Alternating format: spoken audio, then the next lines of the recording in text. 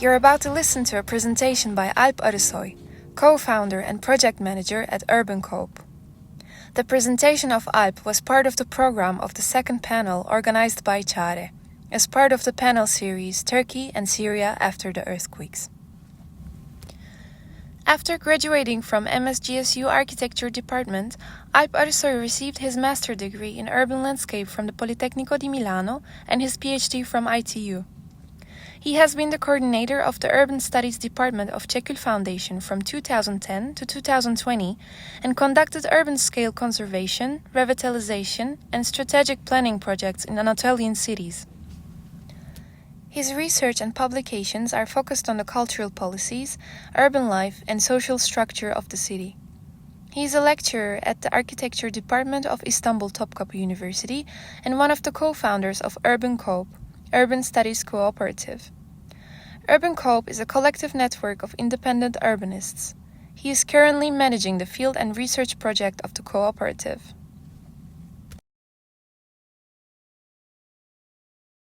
So today I'm going to be asking some of the questions that we have been trying to ask since the earthquake about midterm response and temporary settlements, especially in the earthquake-affected areas of Turkey.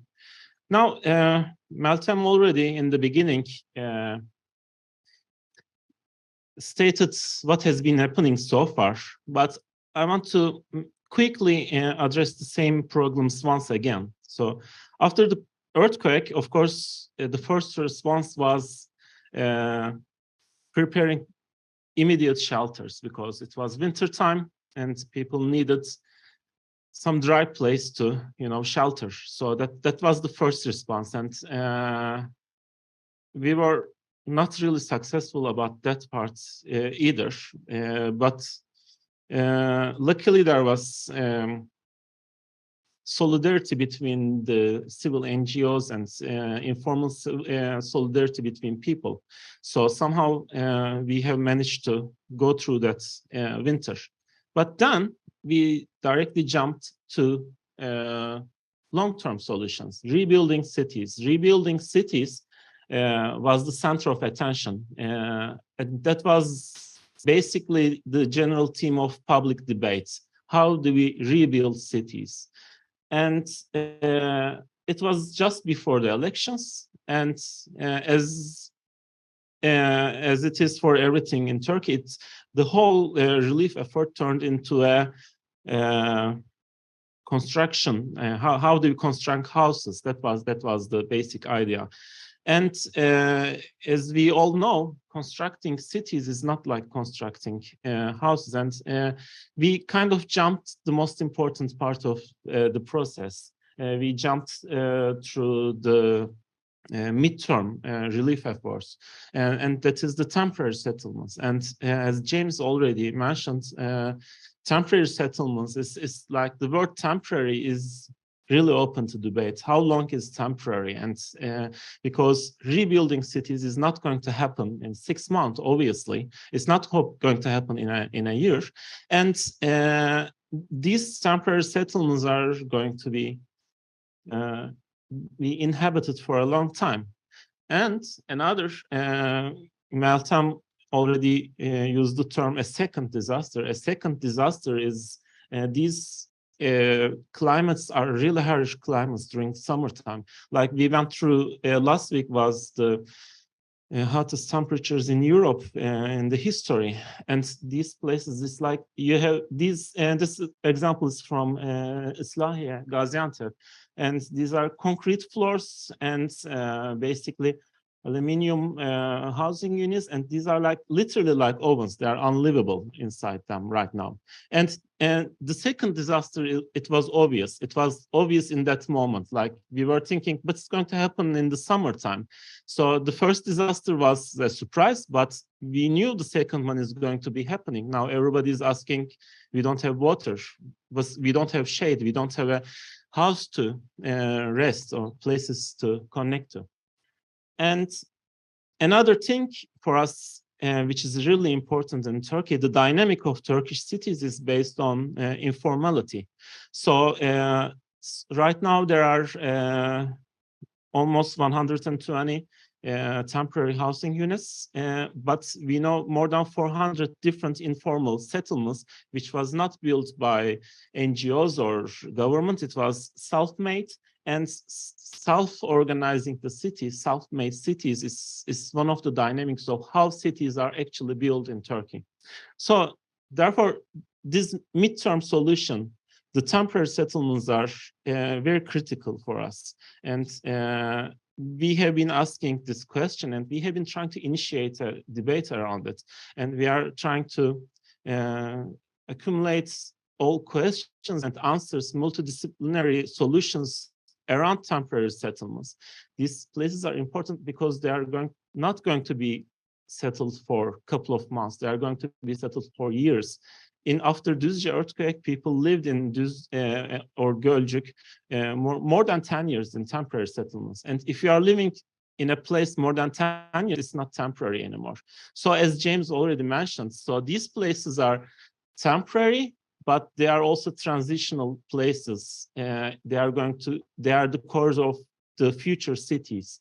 Therefore, they have to maintain good life and certain urban standards. They are not immediate shelters for earthquake survivors for a couple of months or a couple of weeks. They are cities.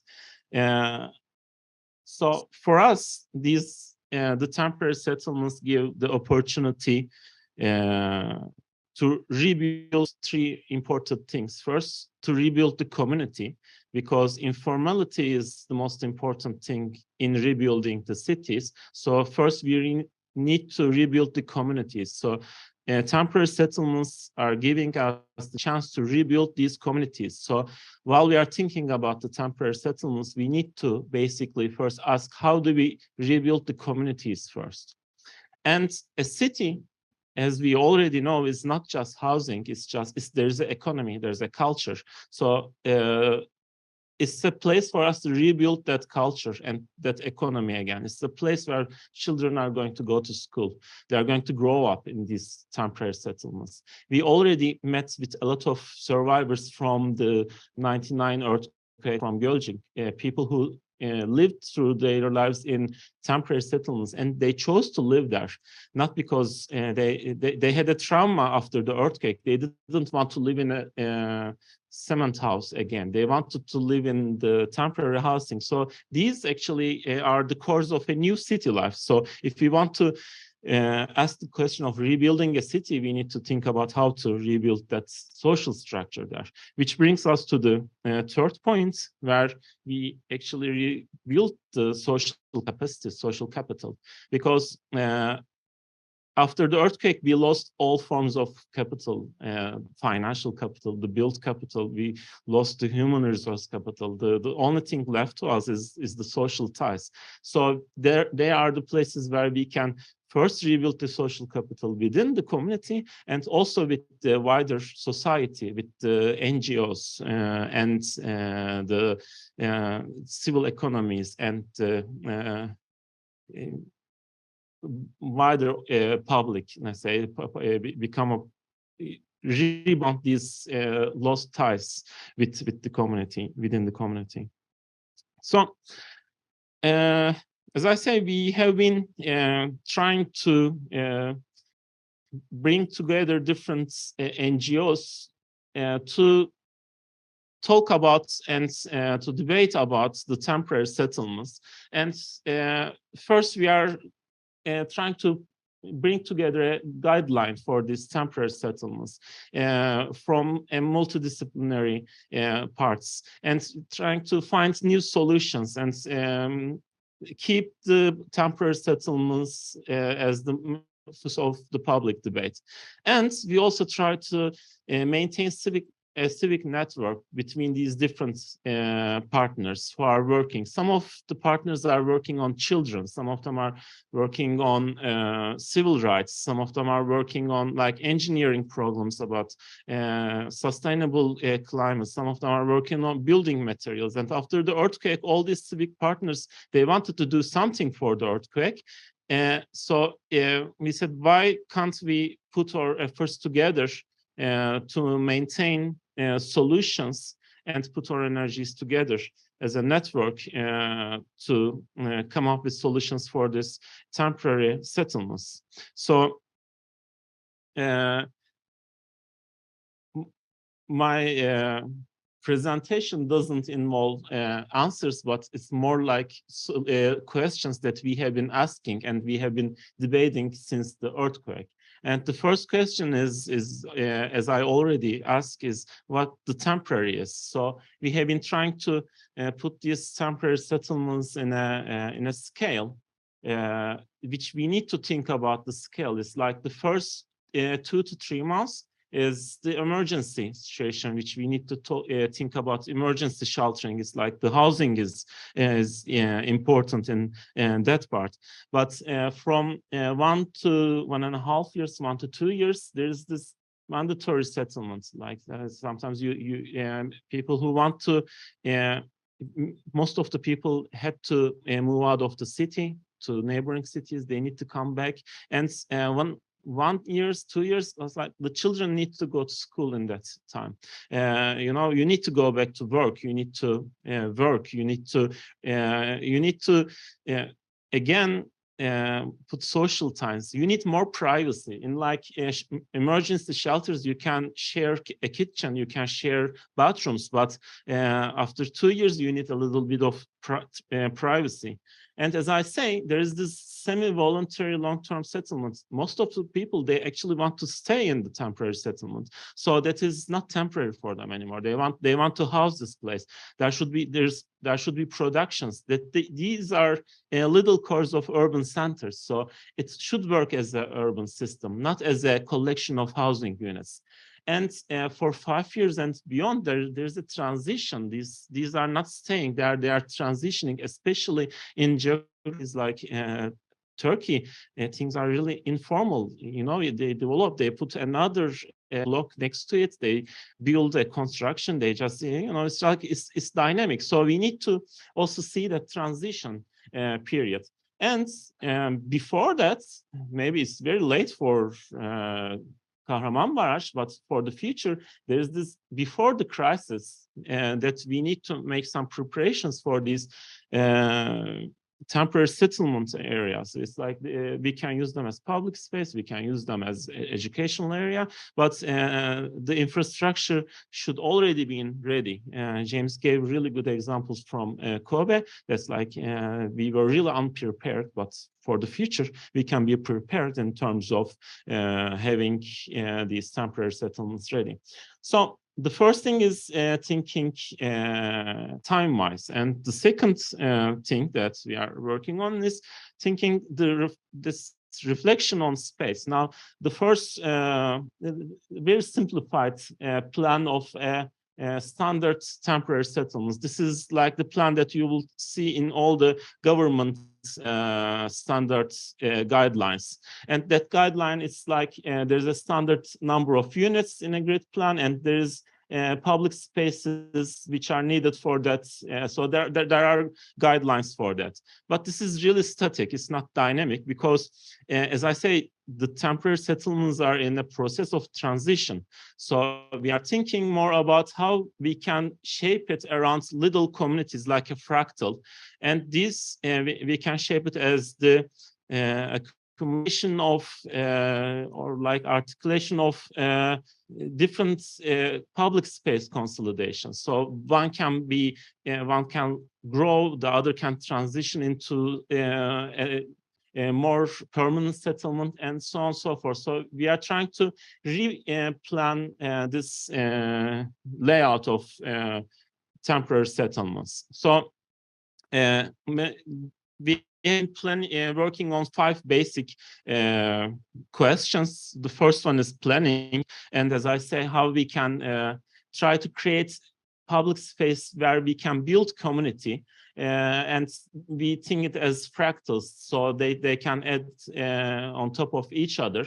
And like the basic number for creating a community is 150 to 200. So we take it as a basic neighborhood community, and that community we multiply that number, and there is the fractions of it, and there is the multiplications of it.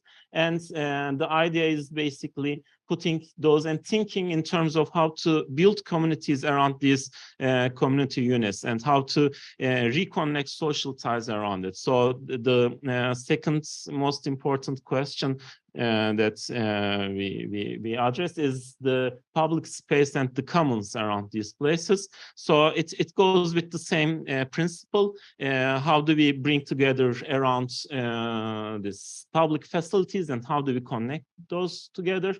Climate and sustainable infrastructure is really important. This is the most crowded group, where different engineers and different, it's very interdisciplinary. So how can we put productive landscape within the layout is an important question, where we try to connect green space with each other.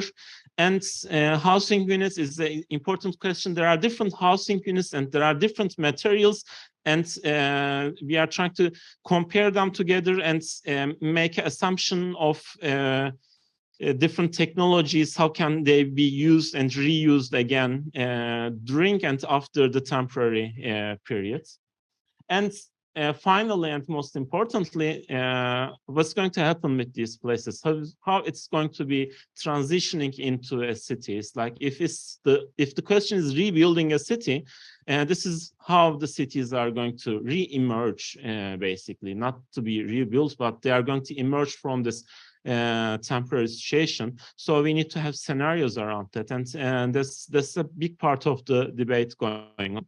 And as I said, there's still an open discussion, and everybody is, maybe I should finish my words with that. Everybody is welcomed to be a part of this discussion. We have been working on that. We have started actually in this building in Salt, and now with the different group is going to, very soon is going to be turning into an online platform, like a wiki page, where information about temporary settlements and different partners can find each other, and so on. And thank you for listening.